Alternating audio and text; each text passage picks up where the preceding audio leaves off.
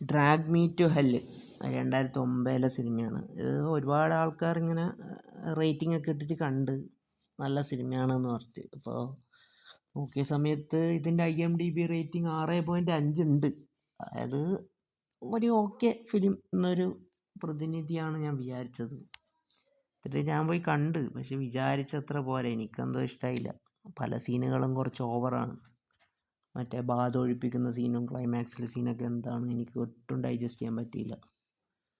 പിന്നെ കുറച്ചെങ്കിലും രസമുള്ളത് ആ തള്ള, അതിൻ്റെ അകത്തൊരു തള്ള വരും. ഈ തള്ള ആൾ ചില്ലറക്കാരിയല്ല. ഈ തള്ളയുടെ സീനുകൾ കുറച്ചെങ്കിലും ഹൊററുണ്ട്. ആ തള്ളേനെ കാണുമ്പോൾ തന്നെ നമുക്കൊരു പേടിയാവും. വെപ്പ് വല്ലും നീട്ടിയ നഖവും എല്ലാം വെച്ചിട്ട്. പിന്നെ വേറൊരു സീൻ എന്ന് പറഞ്ഞാൽ ഈ തള്ള ഇങ്ങനെ പകൽ കൊട്ടും പോലെ നമ്മളെ മേശപ്പുറത്ത് ഇതിങ്ങനെ കൈവച്ചിട്ടാക്കും. അത് ഇത്തിരി ഹൊററാണ്. അതായത് 1-2 സീനുണ്ട് ശരിക്കും പേടിക്കാൻ, അല്ലാത്ത സീനൊന്നും വലിയ പോരാ. പടം ഇത്തിരി കയ്യിൽ നിന്ന് പോയോന്നൊരു എനിക്ക് സംശയമുണ്ട്. പിന്നെ ഇതിൽ എന്താ കഥ എന്ന് വെച്ചാൽ ഇതിൻ്റെ അകത്തുള്ളൊരു നായിക ലോൺ മാനേജറാണ്. ആൾക്കാർക്ക് ലോൺ കൊടുക്കലാണ് ജോലി. അപ്പോൾ ഈ തള്ള വന്നിട്ട് ഒരു ദിവസം പറയും എൻ്റെ വീടും പണിയൊക്കെ പോവാണ്, രക്ഷിക്കണം എന്ന് പറയും. അപ്പോൾ ആ സമയത്ത് ഒരു അസിസ്റ്റൻറ്റ് മാനേജറെ പോസ്റ്റിന് വേണ്ടിയിട്ട് മത്സരം നടന്നുകൊണ്ടിരിക്കുക ഈ എംപ്ലോയീസ് തമ്മിൽ. അപ്പോൾ അത് കിട്ടാൻ വേണ്ടിയിട്ട് നായിക എന്ത് ചെയ്യുന്നത് വെച്ചാൽ അത് മുടക്കും. അത് പറ്റില്ല എന്ന് പറഞ്ഞിട്ട് തള്ളേനെ ഒഴിവാക്കും. അപ്പോൾ തള്ള ചൂടായിട്ട് എന്ത് ചെയ്യും, ഇവളെ ശപിക്കും. അപ്പോൾ പിന്നീട് അങ്ങോട്ട് ഇവളെ മേത്ത് ഈ ആക്രമണം, ഇവൾക്ക് വീട്ടിൽ നിൽക്കാൻ കഴിയുന്നില്ല, മറ്റ് പരിപാടികളൊക്കെ ആയിട്ട് എന്നും എന്തൊക്കെയോ ആയിട്ട് ഇങ്ങനെ പ്രശ്നങ്ങൾ. സ്ഥിരം പ്രേതപ്പടത്തിലൊക്കെ കാണുന്ന ഒരു ഐറ്റം.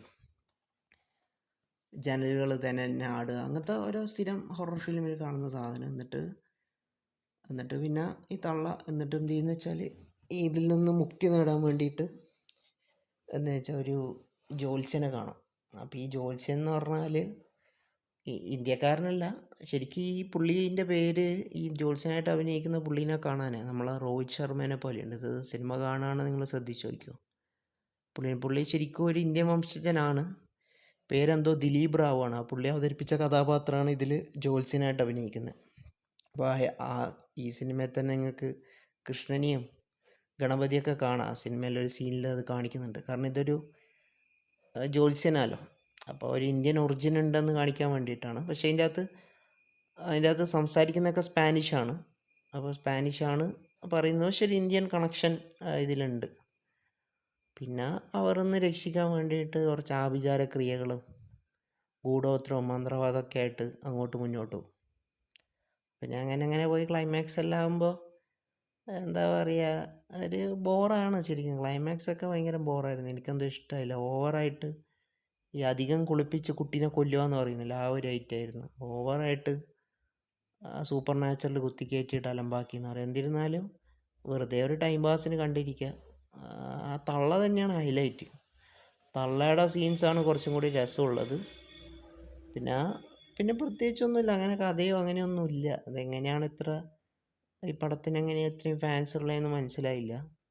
ഒരു പക്ഷേ ഈ സിനിമ ഇറങ്ങിയിട്ട് നമ്മൾ ഇത്തരത്തിലുള്ള ഒരുപാട് സിനിമകൾ കണ്ടുകൊണ്ടായിരിക്കും. മേ ബി ആദ്യമായിട്ടാണ് നിങ്ങൾ ഈ സിനിമയൊക്കെ കാണുന്നുണ്ട്, ചിലപ്പം നിങ്ങളുടെ അഭിപ്രായം മാറുമായിരിക്കും. എന്നിരുന്നാലും എനിക്കൊരു എവറേജ് അനുഭവമായിരുന്നു. നിങ്ങൾ കണ്ടു നോക്ക്.